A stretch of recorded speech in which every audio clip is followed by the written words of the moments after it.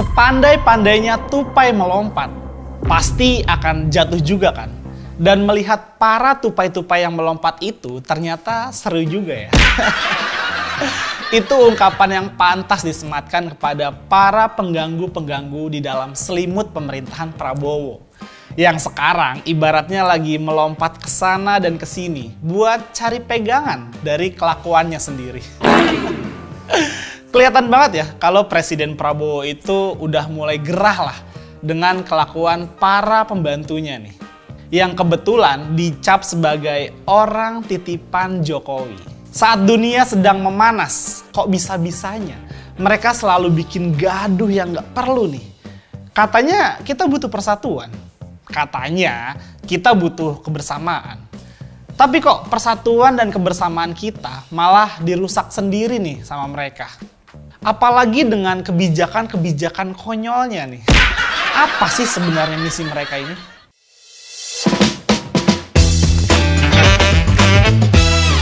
Saat ini kondisi geopolitik dunia sedang nggak baik-baik aja teman-teman. Perang antara Iran dan Israel disinyalir akan jadi perang panjang yang diprediksi akan membesar dalam waktu dekat ini. Para sekutu kedua negara udah melancarkan ancaman terbuka nih. Negara-negara seperti Inggris dan Amerika Serikat udah terang-terangan akan mendukung Israel.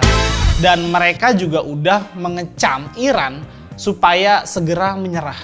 Tapi di sisi lain, negara-negara yang gak kalah kuat kayak Cina dan Rusia, mereka juga udah menyatakan dukungannya kepada Iran dan siap membantu Iran menghadapi Israel. Kalau negara-negara sekutu itu pada turun gelanggang nih, ya udah bisa dipastikan lah akan terjadi peperangan yang sangat dahsyat. Bahkan mungkin nih bisa pecah perang dunia ketiga nantinya. Dan ini akan berdampak buruk untuk kehidupan di dunia. Semua negara akan terkena dampaknya nih. Baik itu dampak ekonomi maupun dampak sosial politik. Dan pastinya dampak perang ini akan sampai juga ke Indonesia. Kita tidak bisa mengelak dari dampak perang ini. Yang bisa kita lakukan adalah bersiap-siap. Terutama dalam mempersiapkan ketahanan pangan dan memperkuat stabilitas politik untuk menjaga pertumbuhan ekonomi. Nah, oleh karena itu nih, sangat wajar kalau Presiden Prabowo setengah mati loh untuk menjaga persatuan dan kebersamaan kita semua. Karena cuma itu satu-satunya senjata kita untuk menghadapi krisis multidimensi yang diprediksi akan datang dalam waktu yang nggak lama lagi lah. Tapi sepertinya niat Presiden Prabowo itu nggak dijalankan dengan baik nih oleh beberapa para pembantunya. Karena kebijakan-kebijakan mereka kerap bikin gaduh di masyarakat yang berpotensi memecah belah persatuan. Nah, yang masih hangat nih soal Raja Ampat dan 4 pulau di Aceh. Urusannya emang udah kelar sih. Beberapa izin tambang di Raja Ampat juga udah dicabut. Dan Presiden Prabowo juga udah memutuskan bahwa 4 pulau yang sempat jadi rame itu tetap berada di bawah kekuasaan pemerintahan Provinsi Aceh. Ya, tapi walaupun urusan sudah selesai, banyak yang menilai pola-pola semacam ini akan terulang lagi di masa mendatang. Setelah urusan gas, terus pagar laut, terus Pertamina, lalu Raja Ampat dan Aceh, dan masih banyak lagi. Dan banyak yang memprediksi kalau nanti bakal ada kegaduhan-kegaduhan baru. Entah itu apa. Kenapa? Karena sinyal kuat kalau matahari kembar itu masih ada. Beberapa menteri dinilai tidak sepenuhnya membantu Prabowo. Tapi mereka juga dianggap masih harus ikut membantu dalam tanda kutip nih bos mereka yang lain.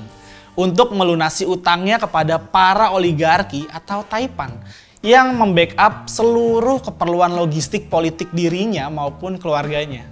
Jadi dari yang gue denger nih, mantan Presiden Jokowi masih diduga kuat nih mempunyai utang untuk dilunasi. Utang itu adalah utang kebijakan untuk memuluskan semua kepentingan bisnis para taipan itu. Karena para taipan itu disebut telah banyak mengeluarkan uang untuk membackup logistik kepentingan politik Jokowi. Logikanya aja nih, Jokowi itu nggak punya partai bos. Terus kenapa dia bisa konsisten tetap muncul di ruang publik? Kalau orang awam mungkin menilai kalau Jokowi masih tokoh yang dikagumi masyarakat. Makanya masih banyak yang suka datang lah atau masih banyak yang suka menye-menye lah sama Jokowi. Apalagi di rumahnya. Alamak. Ya lu bisa ngomong gitu ke orang yang nggak tahu.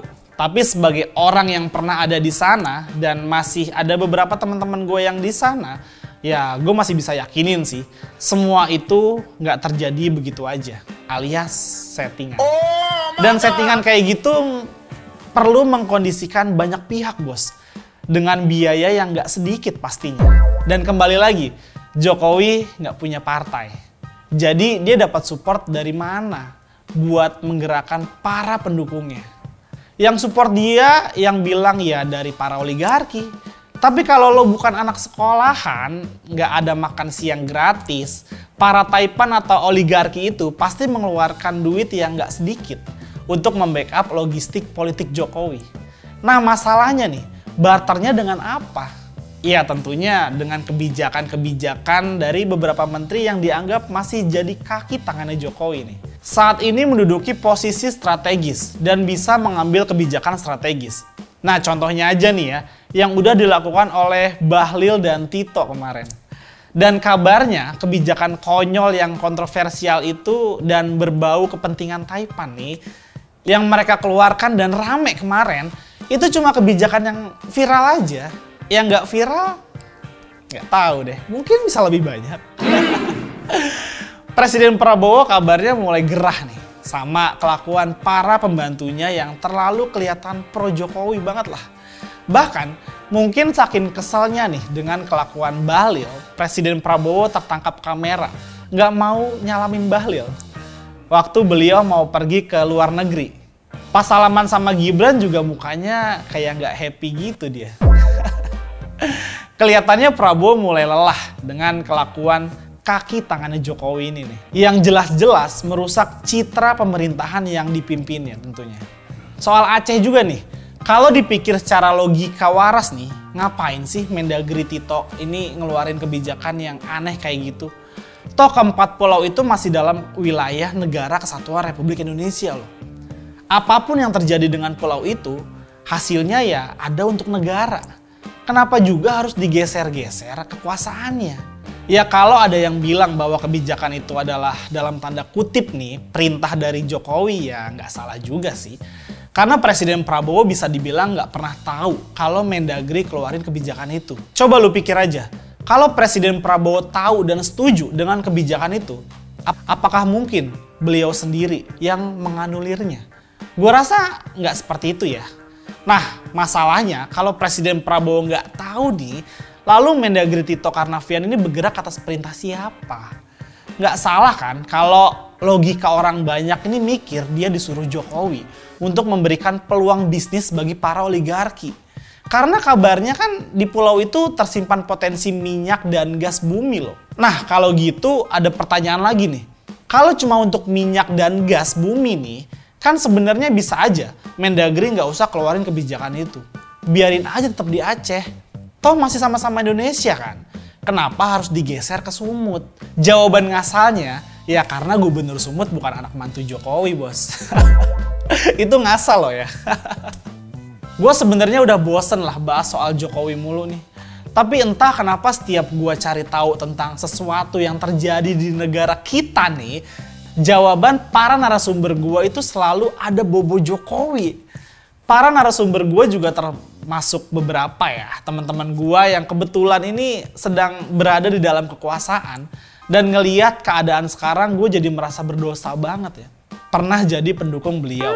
Mungkin Jokowi berpikir dia udah memenangkan Prabowo dan dia bisa melakukan apa aja di pemerintahan Prabowo melalui kaki tangannya yang masih menjabat, baik itu sebagai menteri, wakil menteri, komisaris dan sebagainya. Cuma masalahnya ini politik, bos. Jangan dia pikir nggak akan ada perlawanan. Kok enak bener, situ yang aman, Prabowo yang kewalahan. Alamak. Jadi nggak usah heran kalau kabarnya nih soal reshuffle ini makin menguat nih. Setidaknya isu reshuffle ini bakal rame di kalangan internal mereka. Karena Presiden Prabowo udah nggak bisa main-main lagi. Dan membuka ruang bagi siapapun yang nggak sejalan dengan rencananya. Dunia sedang genting, bos. Kalau kita nggak siap sekarang, kita nggak akan pernah siap untuk kedepannya. Urusan utang Jokowi dengan para Taipan, kalaupun itu beneran ada ya biarin aja itu jadi urusan Jokowi sendiri. Dia yang punya utang kok kita yang harus ngebayar. Toh sumbangsi para Taipan itu kan yang ngerasain juga Jokowi sendiri, keluarganya dan para jongos-jongosnya. Kenapa giliran ngebayar utang, rakyat Indonesia yang harus ikutan jadi korbannya. Alamak. Adah, oke lah. Sekian lu dari gue. Sorry to say kalau ada omongan gue yang gak sejalan di hati kalian.